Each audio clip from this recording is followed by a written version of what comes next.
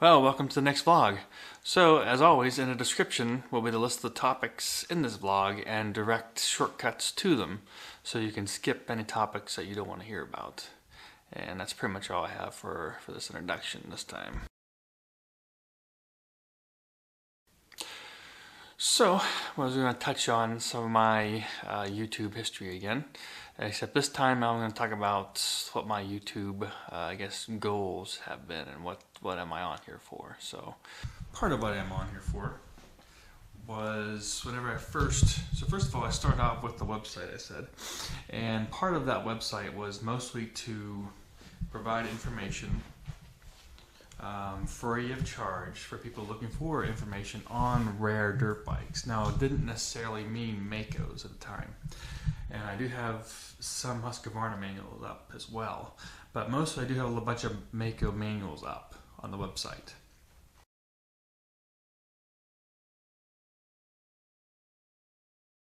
So that was the first thing, providing information and access to information for Maicos, because there was not much out there, and having a place to put photos and stuff like that so people can actually see these bikes. And as you can see here, so I'm actually open to putting other bikes. If you have manuals, electronic manuals for other bikes, send them to me, and I can put them on my website. For example, here's a website that I may end up downloading all these manuals. They're all KTM manuals. I'll put the link in the description for this for those who need a KTM manual for an old KTM. So that was my first purpose. Well, for my second purpose, it was to provide close-ups of the bikes. So every time you would see someone's bike, you're always like 100 feet away from it. And so I'd like to try to get close-up video of the bikes, and so people could see them. Like I wanted people to feel like they could touch the bikes, you know. And so every time I put out videos, I'll get close-ups of things, gears and whatever, so that you felt like you were really there and you could actually just go touch the bike. You could see more detail than just someone from 100 feet away from the bike. So that was the other thing I was trying to do with my videos. Give you more close-up, in-depth look at the bikes. So that was one of the parts of it. And then another part of it was that so those are, I guess, my main parts. And so then the question is, what is my goal? Like, so so first of all, I don't think I'll ever get to have, 1 million subscribers or something like that. First of all, for dirt bikes, a couple things. Number one, I'm extremely specialized. It's all two-strokes, Maicos, mostly Maicos now, but even so, it's older bikes and CR500s and stuff like that. And those are the types of bikes that I focus on. So, I'm not doing mainstream stuff. I'm not doing, riding KTM 300s like everybody else, or CRF 450s and the common bikes. I'm more special, more rare, and a lot of kids don't even know about these bikes. So I'm trying to introduce people to these bikes, and a lot of people don't really want to be introduced to these bikes. So that's the first thing. So I won't get popular because I have extremely specialized dirt bike videos. The second thing is, I'm not doing simple stuff. I'm not like saying, okay, here's how you change a chain, or here's how you put air in your tire. I'm completely rebuilding these bikes, taking apart and doing the transmissions and everything. And very few people can even change their oil or are inclined at that level. So it's highly, highly more technical, more in-depth videos that I do. So that also makes the pool of people who want to watch these videos smaller as well. So a lot of people who would end up watching these videos are going to be people who are more knowledgeable about bikes. So that's the second reason. And then the last reason is it's not my goal or priority to make my living off of this or do anything at all with bikes. So a lot of people confuse that I'm a dirt bike mechanic or something like that, or whatever. And I am not a dirt bike mechanic. I don't want to be a dirt bike mechanic. And I just want to work on my own bikes, if that. So, you know, I don't really do other people's bikes. I don't want to sell parts. I don't want to do anything. You know, it's too much hassle. You know, I just want to put out some videos whenever I feel like it. That's pretty much it. You know, just with my bikes. And then the next reason is I suck. So, I mean, I ride slow, right? I mean, I'm not really doing fast stuff. I'm doing trails and I'm doing slow stuff. You know, I'm not blasting through the trails 100 miles an hour. I'm not going to the track and doing jumps and, you know, doing fast like, what's that guy's name? Derek Hallman or whatever his name is. Like that guy or some other guy. So I suck. So people don't really want to watch the videos because of that. You know, people want to see really good fast people, or people like, you know, Johnny Walker or something. And that's just not me. It never will be. So if people are happy, just, you know, I like the technical trails. So people are happy watching, you know, technical trails, then that's fine. So I do get a lot of comments about me should change up my bike and ride something different than a 500, like a 125, because I'm going slow, or I should get a CR80 or something sometimes. Where I'm riding, there's a lot of hill climbs, a lot of low end torque is required. I'm going really, really slow, and I'm going over roots and, you know, stuff like that you can't really go fast in. I'm not on a motocross track, and I'm also not Johnny Walker. So again, I'm not going to be going fast no matter what bike I'm on. So to go to a 125 would actually be ridiculous. Now you could make a case to go to a 300, but to those people will say 125 or something. So 125 doesn't make any power until 11,000 RPM. So if you're going in trails like where I go, you'll basically burn the hell out of that clutch, try to get that thing to go through the woods, and then or you're gonna have to be on the pipe the whole time.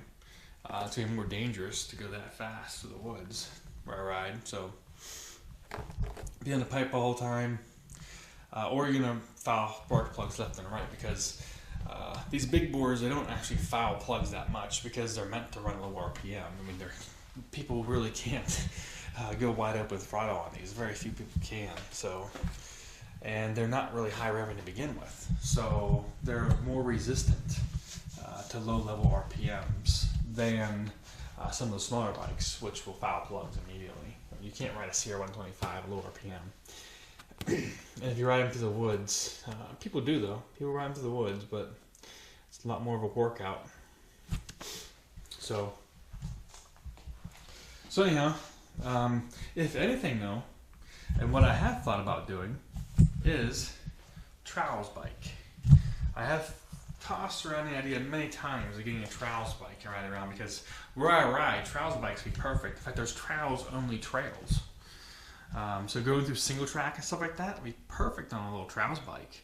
Especially if you come up onto some routes. I mean, you can easily go around the damn things easily.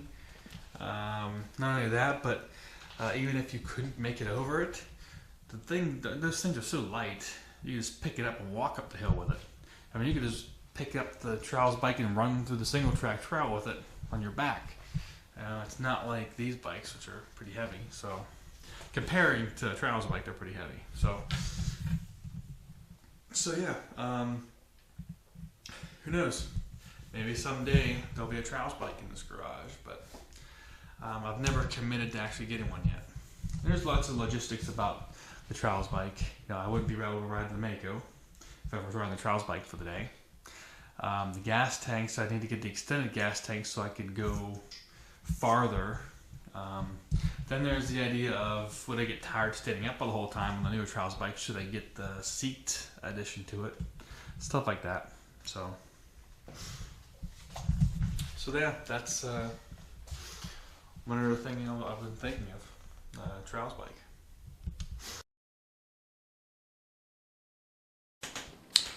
So another thing I like to talk about is the Clutchless Shifting. So if you haven't seen my video, I've got 2 of them up, but one of them disabled comments on. So I kept the old comments that are there, but I just disabled approving any new comments. So I have a newer one that people can comment on. And I mean, the first instructions tell people that they're gonna rebut it. They should actually write a video. People don't do that though. They think that they can do a one-line comment that disproves a 30-minute in-depth, detailed video of how shifting works. So a lot of people, they just don't get it, and they're not going to get it, unfortunately. So yeah, I mean, it goes into pretty in-depth detail about how the whole thing works, and well, there's no problem. And people will put comment on there like, logic is wrong, there's lots of overloads on the transmission if you don't use a clutch. Okay, what the hell does that even mean? That's like this here. So let's say you just know algebra, right? So you just know algebra. And now you go into a class on differential equations. And the teacher goes over a couple examples, which takes about a half hour to do. And it goes in depth in each of the examples, which if you've ever done differential equations, I mean, some of these can take several pages to do. So after that's done, you say your logic is wrong, there's overloads on this equation. Full stop. That's your rebuttal to a half hour of the teacher telling you how this works. But you don't understand this because you only know algebra. So that's pretty much the gist of comments I get on there. The other one I get sometimes is, what's the clutch for then?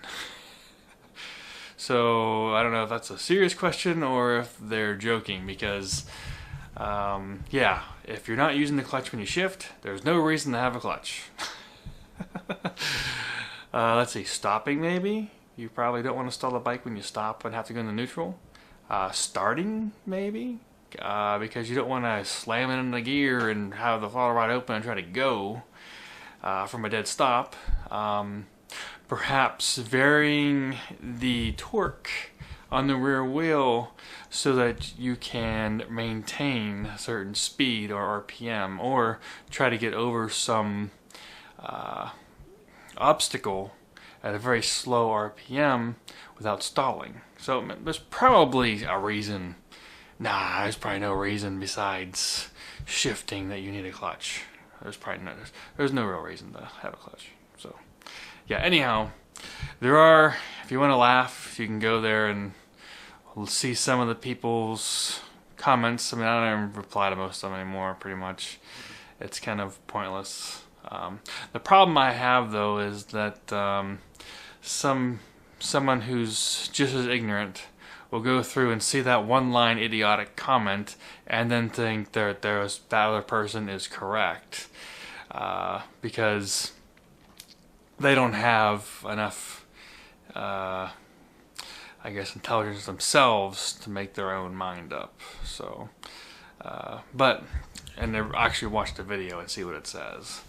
So, anyhow, yeah, for some reason this is a topic that just people can't wrap their head around. I don't know why. I don't know.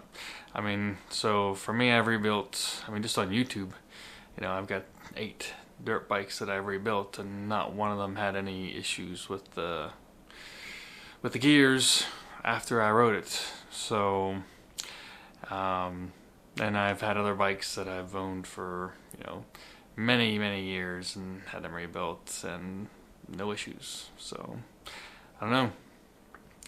Maybe I'm just that good, and you're not. Not you personally, but who's ever thinking that their transmission's being ruined by them shifting without the clutch. So maybe it's better for those people to just believe in their fairy tales. But anyhow.